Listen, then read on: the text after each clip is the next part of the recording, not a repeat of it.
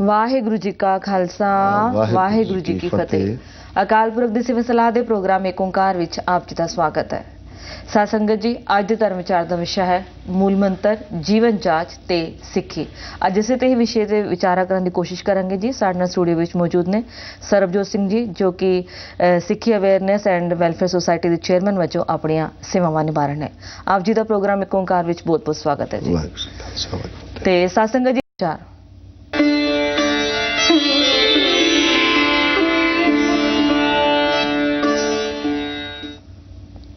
मूल मंत्र एक जीवन जांच ते सिक्खी। अज इस विषय ते विचारा करांगे जी। सरबजोत सिंह साडे नाल ने। मूल मंत्र सब जानते हैं कि एक ओंकार तो रह के गुरप्रसाद तक, लेकिन मूल मंत्र नूं कई लोग मंगलाचरण भी कहते हैं। तो मूल मंत्र नूं मूल मंत्र क्यों कहते हैं ते मंगलाचरण किवें कहते, कारण की ने? देखो जी, जे अगर असी किसी चीज़ नूं समझना होवे ते उहदे बारे सानू पता होना चाहिए कि असी किहो जी शब्दावली किहड़ी उस टाइम की भाषा के अंदर उस गल नूं सुनते हैं या उस गल नूं करते हैं। तो जिहड़ा एक शब्द है मूल मंत्र, ये भी दो शब्दों का एक सुमेल है। मूल का मतलब हुंदा है मुढ़ला या बेसिक, तो मंत्र जिहड़ा वर्ड है इनू असी अगर समझण की कोशिश करिए तो मंत्र का मतलब ही अपने आप च सलाह है। सलाहकार हुंदा है मंत्री या मिनिस्टर या एडवाइज़र नूं सलाहकार कहने आ। ते मंत्र तो बनता है मंत्री, ते मंत्र तो बनता है सलाह। जे असी अगर अगला वर्ड जिहड़ा तुसीं यूज़ किया हुणे मंगलाचरण, ते मंगलाचरण इस करके किया जाता है, मंगल का मतलब हुंदा है चंगा या वधिया, ते आचरण का मतलब हुंदा है जीवन की जांच या जांच। इनफैक्ट ढंग अगर असी वो वरत के अपने जीवन के अंदर लवांगे तो उन्होंने असी जीवन जांच की तरह भी लै सकते हैं। तो इत्थों सानू यह समझ आता है कि यह मुढ़ला सिद्धांत है, मुढ़ली सलाह हैगी है जिदे अनुसार असी अपने जीवन नूं जीने आ। वैसे तो देखा जाए पूरा गुरु ग्रंथ साहब की बाणी का जिहड़ा भंडार है वो साडे वास्ते एक सलाह है। पर उहदा कदी असी अगर सोचीए कि किसी भी एक क्रिएशन का एक मुढ़ला मतलब एक प्री फेस हुंदा है जिन्हों प्रीएम्बल कहने आ, जिहड़ा कि छोटे वर्ड्स के अंदर सानू वड्डी जानकारी दे दिंदा है। तो इस करके असी इहनूं मूल मंत्र कहने आ। तो यही एक साडी जीवन जांच होनी चाहिए जिहदे अनुसार असी सिक्ख्या लैके और अपने जीवन नूं जी सकते हैं जी। जिस तरह कि एक ओंकार तो लैके गुरप्रसाद तक है, तो एक ओंकार ही जो कि गुरु नानक साहब जी ने विचारा सी, एक ओंकार ही बहुत वड्डा सानू सेध दिंदा है, प्रेरणा दिंदा है। एक ओंकार दे मीनिंग्स, एक ओंकार दे सही मायने विच मतलब की ने? असी देखो जी, जिद्दां मैं पहले भी कहा कि जदों असी किसी भी बारे गल करनी, किसी भी चीज़ बारे गल करनी है तो सानू उस वेले दी वरती हुई शब्दावली दी भाषा पता होनी चाहिए है जी। ओंकार जिहड़ा वर्ड है, ओंकार का मतलब हुंदा है शक्तियां दा मालक। या जिद्दां असी अगर अज दे कॉन्टैक्सट विच, क्योंकि असी ये देखते हैं कि जदों असी जिन्ना को सिंपलीफाई कर दईए चीज़ नूं, उन्ना को जल्दी लोकाई नूं समझ आंदा है, उन्ना को जल्दी यूथ जनरेशन नूं समझ आंदा है, उन्ना को जल्दी उन्हां लोकां नूं समझ आंदा है जिहड़े गूढ़े वर्ड्स नूं ओवरलुक कर दिंदे ने या उन्हां नूं छड्ड के कहंदे ने कि नहीं साडे ते समझ नहीं आया ते असी अगे तुरीए। ओंकार दा बहुत सिंपल लॉजिकल एक मतलब आंदा है कि शक्तियां दा मालक। ते ओदे अगे एका लगा होवे ते सानू भटकन की लोड़ नहीं है कि केड़ी शक्ति वास्ते असी केड़ी जगह जाना है। सानू यह समझ आ जाती है कि ओंकार इक्को है जिहड़ा सर्वशक्तिमान है, हर चीज़ दे होण दा कारण है, हर चीज़ दी चलाएमान रखन दा वो रीजन हैगा जी। हुण अगले जिहड़े वर्ड्स हैगे ने, जिहड़े मंगलाचरण या मूल मंत्र दे अंदर आंदे ने, इन्हां नूं अगर ध्यान नाल देखिया जावे तो इन्हां चों कोई भी वर्ड, कोई भी डेफिनेशन जिहड़ी एक ओंकार दी हो रही है वो आपस च किते भी कॉन्ट्राडिक्ट नहीं करती।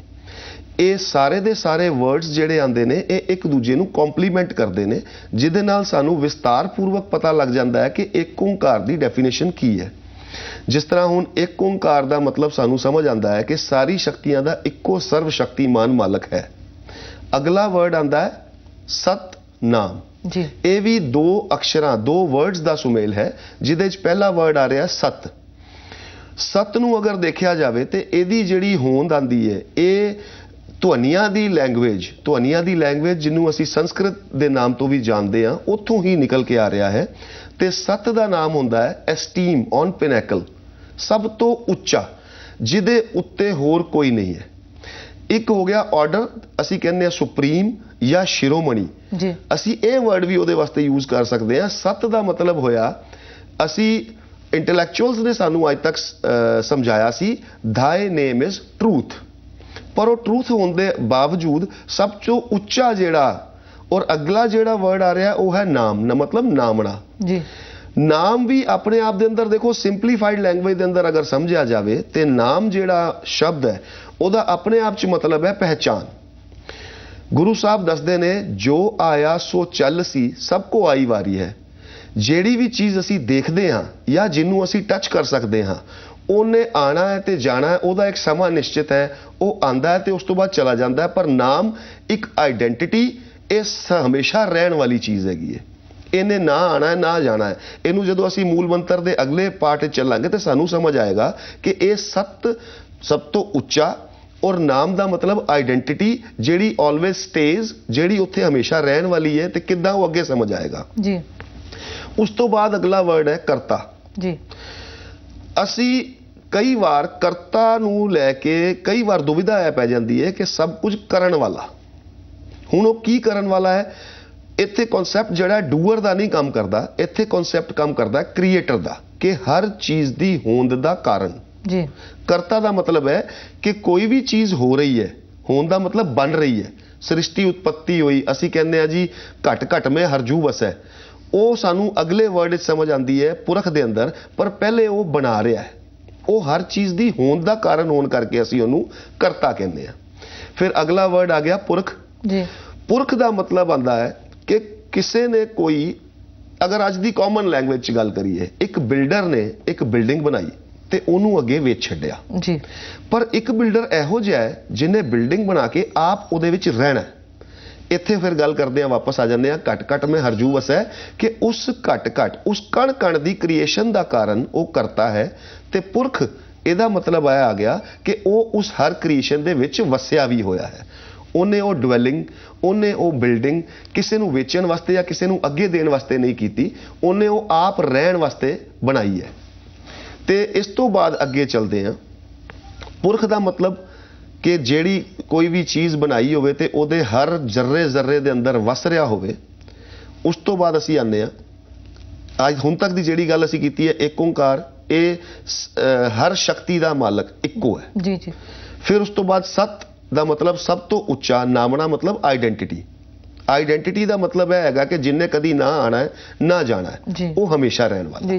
ਉਸ ਤੋਂ ਬਾਅਦ ਆਉਂਦੇ ਹਾਂ ਅਸੀਂ ਕਰਤਾ ਔਰ ਪੁਰਖ। ਫਿਰ ਗੱਲ ਕਰਦੇ ਹਾਂ ਨਿਰਭਉ। ਸਾਨੂੰ ਅੱਜ ਤੱਕ ਸਕਾਲਰਸ ਤੋਂ ਔਰ ਬਹੁਤ ਸਾਰੇ ਇੰਟੈਲੈਕਚੁਅਲਸ ਤੋਂ ਇਹ ਸਮਝਣ ਨੂੰ ਮਿਲਿਆ ਕਿ ਨਿਰਭਉ ਭੈ ਤੋਂ ਰਹਿਤ ਹੈ। ਅਸੀਂ ਜਦੋਂ ਗੱਲ ਕਰਦੇ ਹਾਂ ਭੈ ਤੋਂ ਰਹਿਤ ਹੈ ਤੇ ਥੋੜਾ ਜਿਹਾ ਹੋਰ ਅਸੀਂ ਉਹਨੂੰ ਐਕਸਪਲੋਰ ਕਰਕੇ ਪਿੱਛੇ ਜਾਂਦੇ ਹਾਂ ਉਸ ਵਰਡ ਦੀ, ਉਸ ਸ਼ਬਦ ਦੀ ਹੋਂਦ ਦੇ ਉੱਤੇ। ਤੇ ਨਿਰਭਉ ਤੋਂ ਮਤਲਬ ਆਉਂਦਾ ਹੈ ਕਿ ਜੇ ਅਗਰ ਮੈਨੂੰ ਕਿਸੇ ਤੋਂ ਭੈ ਹੈ ਜਾਂ ਕਿਸੇ ਬਾਰੇ ਭੈ ਹੈ ਤੇ ਉਹਦਾ ਰੀਜ਼ਨ ਕੀ ਹੈ? ਉਹਦਾ ਰੀਜ਼ਨ ਹੈ ਮੇਰਾ ਭਾਵਨਾਤਮਕ ਉਹਦੇ ਨਾਲ ਅਟੈਚਮੈਂਟ। ਭਾਵਨਾਤਮਕ ਅਟੈਚਮੈਂਟ ਨੂੰ ਸਮਝੀਏ ਕਿ ਮੇਰਾ ਬੱਚਾ, ਮੇਰੀ ਬੇਟੀ ਅਗਰ ਘਰੋਂ ਨਿਕਲਦੀ ਹੈ ਤੇ ਮੈਂ ਉਹਦੇ ਬਾਰੇ ਚਿੰਤਾ ਕਰਦਾ ਵਾਂ ਕਿ ਉਹਨੂੰ ਕੁਝ ਹੋ ਨਾ ਜਾਵੇ। ਜੇ ਮੇਰੇ ਬਜ਼ੁਰਗ ਮਾਤਾ ਪਿਤਾ ਘਰੋਂ ਦੀ ਬਾਹਰ ਨਿਕਲਦੇ ਨੇ ਤੇ ਉਹਨਾਂ ਦੇ ਬਾਰੇ ਮੈਂ ਫਿਕਰ ਕਰਦਾ ਵਾਂ ਕਿ ਉਹਨਾਂ ਨੂੰ ਕੁਝ ਹੋ ਨਾ ਜਾਵੇ, ਕਿ ਉਹ ਡਰ ਰਹਿੰਦਾ ਮੇਰੇ ਦਿਲ ਦੇ ਅੰਦਰ। ਹੁਣ ਉਹ ਡਰ ਦੀ ਉਤਪत्ति ਕਿਉਂ ਹੈ? ਕਿਉਂਕਿ ਉਹਨਾਂ ਦੇ ਨਾਲ ਮੇਰਾ ਇੱਕ ਭਾਵਨਾਤਮਕ ਅਟੈਚਮੈਂਟ ਹੈ ਜੀ। ਤੇ ਉਸ ਕ੍ਰੀਏਟਰ, ਉਸ ਕਰਤਾ ਬਾਰੇ ਇਹ ਗੱਲ ਸਾਨੂੰ ਇਹ ਸਮਝ ਲੈਣੀ ਪਏਗੀ ਕਿ ਉਹਦਾ ਤੁਹਾਡੇ ਨਾਲ ਭਾਵਨਾਤਮਕ ਅਟੈਚਮੈਂਟ ਉਹਨੇ ਨਹੀਂ ਰੱਖਿਆ, ਕਿਉਂਕਿ ਉਹ ਭੈ ਦੀ ਉਤਪत्ति ਦਾ ਕਾਰਨ ਹੈ ਭਾਵਨਾਤਮਕ ਅਟੈਚਮੈਂਟ, ਜਿਹੜਾ ਉਹਨੇ ਨਹੀਂ ਰੱਖਿਆ। ਤੇ ਇਸ ਕਰਕੇ ਉਹਦੀ ਡੈਫੀਨੇਸ਼ਨ ਦੇ ਅੰਦਰ ਅਸੀਂ ਨਿਰਭਉ ਜੋੜਤਾ। ਨਿਰਭਉ ਹੈ ਉਹਨੇ ਇੱਕ ਸੈਟ ਆਫ ਰੂਲਸ ਲਾਗੂ ਕੀਤੇ ਹੋਏ ਨੇ ਕਿ ਅਗਰ ਅਸੀਂ ਇੱਕ ਪਹਾੜ ਦੇ ਰੋਡ ਦੇ ਉੱਤੇ ਗੱਡੀ ਚਲਾ ਰਹੇ ਹੋਈਏ, ਉੱਥੇ ਸਾਨੂੰ ਕਲੀਅਰ ਇਨਸਟਰਕਸ਼ਨ ਦੇ ਦਿੱਤੀ ਜਾਂਦੀ ਹੈ ਜੀ ਕਿ ਇਹ ਤੁਸੀਂ 50 ਦੀ ਸਪੀਡ ਤੋਂ ਉੱਤੇ ਗੱਡੀ ਨਹੀਂ ਚਲਾਣੀ। ਜੇ ਤੁਸੀਂ 50 ਦੀ ਸਪੀਡ ਦੇ ਉੱਤੇ ਜਾਂ 60 ਦੀ ਸਪੀਡ ਦੇ ਉੱਤੇ ਗੱਡੀ ਚਲਾਓਗੇ ਤੇ ਐਕਸੀਡੈਂਟ ਹੋਣ ਦਾ ਖਤਰਾ ਹੈ। ਤੇ ਅਗਰ ਮੈਂ ਉਸ ਇਨਸਟਰਕਸ਼ਨ ਨੂੰ ਫੋਲੋ ਨਹੀਂ ਕਰ ਰਿਹਾ ਤੇ ਭਾਵੇਂ ਮੇਰੀ ਗੱਡੀ ਦੇ ਅੰਦਰ ਜਪਜੀ ਸਾਹਿਬ ਦਾ ਪਾਠ ਲੱਗਾ ਹੋਵੇ, ਭਾਵੇਂ ਕਿਸੇ ਵੀ ਇੱਕ ਰਾਮ ਧੁਨ ਲੱਗੀ ਹੋਵੇ, ਭਾਵੇਂ ਕਿਸੇ ਵੀ ਧਰਮ ਤੋਂ ਬਿਲੋਂਗ ਕਰਦਾ ਹੋਵਾਂ ਮੈਂ, ਤੇ ਮੇਰੀ ਗੱਡੀ ਦੇ ਅੰਦਰ ਇੱਕ ਧਾਰਮਿਕ ਸੰਗੀਤ ਲੱਗਾ ਹੈ ਜਾਂ ਮੈਂ ਕੋਈ ਪਾਠ ਵੀ ਲਗਾਇਆ ਹੈ ਔਰ ਮੈਂ 100 ਦੀ ਸਪੀਡ ਤੇ ਗੱਡੀ ਚਲਾਵਾਂਗਾ ਤੇ ਐਕਸੀਡੈਂਟ ਹੋਣਾ ਜਾਇਜ਼ ਹੈ। ਉੱਥੇ ਉਹ ਜਿਹੜਾ ਕ੍ਰੀਏਟਰ ਹੈ ਉਹਨੇ ਮੇਰੇ ਨਾਲ ਕੋਈ ਵੀ ਭਾਵਨਾਤਮਕ ਅਟੈਚਮੈਂਟ ਕਰਕੇ ਮੈਨੂੰ ਬਚਾਉਣਾ ਨਹੀਂ ਹੈਗਾ। ਮੈਨੂੰ ਉਹ ਕੰਟਰੋਲ ਆਪ ਰੱਖਣਾ ਪਏਗਾ ਕਿ ਕਿਹੜੀ ਰਾਹ ਤੇ ਮੈਂ ਕਿਸ ਤਰੀਕੇ ਦੇ ਨਾਲ ਤੇ ਕਿਸ ਹਿਸਾਬ ਦੇ ਨਾਲ ਚੱਲਦਾ ਵਾਂ। ਉੱਥੇ ਉਸ ਚੀਜ਼ ਦਾ ਫਲ ਮੈਨੂੰ ਮਿਲਦਾ ਹੈ। ਜਿਉਂ-ਜਿਉਂ ਮੈਂ ਕਰਾਂਗਾ ਸੋ ਮੈਂ ਭੁਗਤਾਂਗਾ। ਉੱਥੇ ਮੇਰੇ ਨਾਲ ਉਹਦਾ ਭਾਵਨਾਤਮਕ ਅਟੈਚਮੈਂਟ ਨਹੀਂ ਹੈ। ਅਗਲਾ ਵਰਡ ਲੈਂਦੇ ਆ ਨਿਰਵੈਰ ਜੀ। ਜੇ ਮੇਰਾ ਕਿਸੇ ਨਾਲ ਕੋਈ ਭਾਵਨਾਤਮਕ ਅਟੈਚਮੈਂਟ ਹੈ, ਉਹਦੇ ਉੱਤੇ ਕੋਈ ਗੱਲ ਆਂਦੀ ਹੈ, ਮੰਨ ਲਓ ਫਿਰ ਐਗਜ਼ਾਮਪਲ, ਅਸੀਂ ਦੁਨੀਆ ਦੇ ਵਿੱਚੋਂ ਐਗਜ਼ਾਮਪਲ ਲੈਣੇ ਨੇ ਤੇ ਅਸੀਂ ਗੱਲ ਕਰਦੇ ਹਾਂ ਕਿ ਤੂੰ ਮੇਰੇ ਭਰਾ ਨੂੰ ਕੁਝ ਕਿਹਾ ਤੇ ਮੇਰਾ ਉਹਦੇ ਨਾਲ ਵੈਰ ਹੋ ਗਿਆ, ਤੂੰ ਮੇਰੇ ਪਿਓ ਨੂੰ ਕੁਝ ਕਿਹਾ ਤੇ ਮੇਰਾ ਉਹਦੇ ਨਾਲ ਵੈਰ ਹੋ ਗਿਆ, ਤੂੰ ਮੇਰੇ ਬੱਚੇ ਨੂੰ ਕੁਝ ਕਿਹਾ। ਜਦੋਂ ਮੇਰਾ ਕਿਸੇ ਨਾਲ ਭਾਵਨਾਤਮਕ ਅਟੈਚਮੈਂਟ ਹੋਏਗਾ ਤੇ ਮੇਰਾ ਕਿਸੇ ਨਾਲ ਵੈਰ ਹੋਣਾ ਸੁਭਾਵਿਕ ਹੈ। ਪਰ ਜੇ ਕ੍ਰੀਏਟਰ ਦਾ ਕਿਸੇ ਨਾਲ ਭਾਵਨਾਤਮਕ ਅਟੈਚਮੈਂਟ ਨਹੀਂ ਹੈ ਤੇ ਕਿਸੇ ਨੂੰ ਉਹ ਵੈਰ ਦੀ ਦ੍ਰਿਸ਼ਟੀ ਨਾਲ ਨਹੀਂ ਵੇਖਦਾ। ਇੱਥੇ ਜਿੱਦਾਂ ਅਸੀਂ ਸ਼ੁਰੂ 'ਚ ਗੱਲ ਸਮਝੀ ਸੀ ਕਿ ਇੱਥੇ ਸਾਰੇ ਵਰਡਸ ਆਪਸ ਦੇ ਅੰਦਰ ਕੰਪਲੀਮੈਂਟਿੰਗ ਹੈਗੇ ਨੇ, ਕੋਈ ਇੱਕ ਦੂਸਰੇ ਨਾਲ ਕੰਟਰਡਿਕਟ ਨਹੀਂ ਕਰ ਰਿਹਾ। ਜਦ ਤੱਕ ਨਿਰਭਉ ਦੀ ਸਥਿਤੀ ਕਾਇਮ ਹੈ ਤੇ ਨਿਰਵੈਰ ਦੀ ਸਥਿਤੀ ਸਾਨੂੰ ਸਮਝ ਆਉਂਦੀ ਹੈ।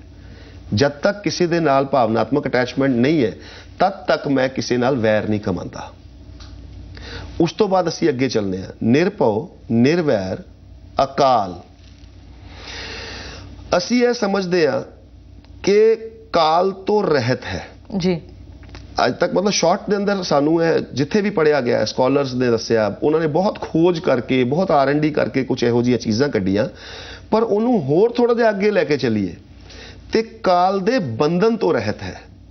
ਕਿਉਂਕਿ ਜਦੋਂ ਅਸੀਂ ਸਿਰਫ ਇੰਨਾ ਕਹਿ ਦਿੰਦੇ ਹਾਂ ਕਾਲ ਤੋਂ ਰਹਿਤ ਹੈ ਤੇ ਕੁਝ ਲੋਕ ਇਹ ਭ੍ਰਾਂਤੀ ਪੈਦਾ ਕਰ ਦਿੰਦੇ ਨੇ ਕਿ ਉਹ ਕਿਸੇ ਸਮੇਂ 'ਚ ਨਹੀਂ ਆਉਂਦਾ। ਪਰ ਕਾਲ ਦੇ ਬੰਧਨ ਤੋਂ ਰਹਿਤ ਦਾ ਮਤਲਬ ਹੈ ਉਹ ਕੱਲ ਵੀ ਸੀ, ਉਹ ਅੱਜ ਵੀ ਹੈ ਤੇ ਉਹ ਕੱਲ ਵੀ ਰਹਿਣ ਵਾਲਾ ਹੈ। ਉਹ ਕਿਸੇ ਬੰਧਨ 'ਚ ਨਹੀਂ ਹੈ ਕਿ ਉਹ ਕੱਲ ਸੀਗਾ ਤੇ ਅੱਜ ਨਹੀਂ ਹੈ, ਜਾਂ ਉਹ ਕਿਸੇ ਸਪੈਸੀਫਿਕ ਟਾਈਮ ਤੇ ਹੀ ਆਏਗਾ। ਉਹ ਜਦੋਂ ਅਸੀਂ ਗੱਲ ਸਮਝੀ ਸੀ ਕਰਤਾ ਵਾਲੀ ਔਰ ਪੁਰਖ ਵਾਲੀ ਕਿ ਉਹ ਬਣਾ ਕੇ ਵਸ ਗਿਆ ਹਰ ਚੀਜ਼ ਦੇ ਅੰਦਰ, ਤੇ ਇੱਥੋਂ ਸਾਨੂੰ ਸਮਝ ਆਉਂਦੀ ਹੈ ਕਿ ਉਹ ਕਿਤੇ ਜਾ ਨਹੀਂ ਰਿਹਾ ਹੈ। ਉਹ ਜਿਹੜਾ ਪਾਵਰਫੁਲ ਹੈ, ਜਿਹਦੇ ਕੋਲ ਸਾਰੀ ਸ਼ਕਤੀਆਂ ਨੇ, ਜਿਹੜਾ ਮਾਲਕ ਹੈ, ਉਹ ਹਮੇਸ਼ਾ ਇੱਥੇ ਹੀ ਮੌਜੂਦ ਹੈ ਸਾਡੇ ਵਿੱਚ। ਉਹ ਕਾਲ ਦੇ ਬੰਧਨਾਂ ਤੋਂ ਮੁਕਤ ਹੈ। ਹੁਣ ਅਕਾਲ ਤੋਂ ਬਾਅਦ ਆਂਦਾ ਮੂਰਤ। ਅਕਾਲ ਤੇ ਸਾਨੂੰ ਸਮਝ ਆ ਗਿਆ ਕਿ ਉਹ ਇੱਥੇ ਹੈ, ਪਰ ਮੂਰਤ ਦਾ ਮਤਲਬ ਕੀ ਹੋਇਆ?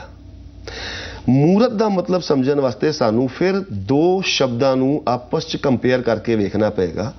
ਅਕਸਰ ਸਾਨੂੰ ਦੋਨੋਂ ਸ਼ਬਦ ਸੁਣਨ ਨੂੰ ਮਿਲਦੇ ਨੇ, ਸੂਰਤ ਔਰ ਮੂਰਤ। ਸੂਰਤ ਦਾ ਮਤਲਬ ਹੈਗਾ ਹੈ ਕਿ ਜਿਹੜੀ ਚੀਜ਼ ਫਿਜ਼ੀਕਲੀ ਪ੍ਰੈਜ਼ੈਂਟ ਹੈ, ਜਿਹਨੂੰ ਮੈਂ ਟੱਚ ਵੀ ਕਰ ਸਕਦਾ ਵਾਂ ਤੇ ਜਿਹਨੂੰ ਮੈਂ ਫੀਲ ਵੀ ਕਰ ਸਕਦਾ ਵਾਂ, ਉਹਨੂੰ ਕਹਾਂਗੇ ਅਸੀਂ ਸੂਰਤ। ਤੇ ਮੂਰਤ ਜਿਹੜਾ ਵਰਡ ਹੈ, ਜਿਹਦੇ ਤੋਂ ਅੱਗੇ ਆ ਕੇ ਮੂਰਤੀ ਨਿਕਲਦਾ ਹੈ, ਮੂਰਤ ਦਾ ਮਤਲਬ ਆਂਦਾ ਹੈ ਕਿ ਇਹੋ ਜਿਹਾ ਜਿਹੜਾ ਸਿਰਫ ਮੈਨੂੰ ਅਹਿਸਾਸ ਹੋਵੇ, ਜਿਹਦਾ ਮੈਂ ਨਾ ਟੱਚ ਕਰ ਸਕਦਾ ਹੋਵਾਂ ਨਾ ਮੈਂ ਉਸ ਨੂੰ ਫੀਲ ਕਰ ਸਕਦਾ ਹੋਵਾਂ, ਤੇ ਮੈਨੂੰ ਉਸ ਹਰੀ ਦਾ ਸਿਰਫ ਇੱਕ ਅਹਿਸਾਸ ਹੈ ਕਿ ਉਹ ਇੱਥੇ ਹੈ। ਇਸੇ ਤਰੀਕੇ ਨਾਲ ਇੱਥੋਂ ਹੀ ਅੱਗੇ ਵਰਡ ਜਿਹੜਾ ਨਿਕਲਦਾ ਹੈ ਮੂਰਤੀ। ਮੂਰਤੀ ਦਾ ਮਤਲਬ ਹੀ ਸਾਫ਼ ਇਹ ਆਂਦਾ ਹੈ ਕਿ ਜਦੋਂ ਅਸੀਂ ਮੂਰਤ ਦੀ ਗੱਲ ਕਰਦੇ ਹਾਂ ਕਿ ਜਿਸ ਚੀਜ਼ ਦਾ ਅਹਿਸਾਸ ਹੋ ਰਿਹਾ ਹੈ, ਇੱਕ ਪੱਥਰ ਦਾ ਬੁੱਤ ਬਣਾਇਆ ਜਾਵੇ, ਜੇ ਮੈਨੂੰ ਉਹਦੇ ਅੰਦਰ ਰੱਬ ਦਾ ਅਹਿਸਾਸ ਹੋ ਰਿਹਾ ਹੈ ਤਾਂ ਮੈਂ ਉਹਦਾ ਨਾਮ ਦੇ ਦਿੱਤਾ ਮੂਰਤੀ। ਅਦਰਵਾਈਜ਼ ਉਹਦਾ ਨਾਮ ਬੁੱਤ ਰਹੇਗਾ। ਪਰ ਮੈਨੂੰ ਉਹ 'ਚ ਅਹਿਸਾਸ ਹੋ ਗਿਆ ਕਿ ਰੱਬ ਹੈ ਤੇ ਤਾਂ ਉਹ ਮੂਰਤੀ ਬਣਦੀ ਹੈ।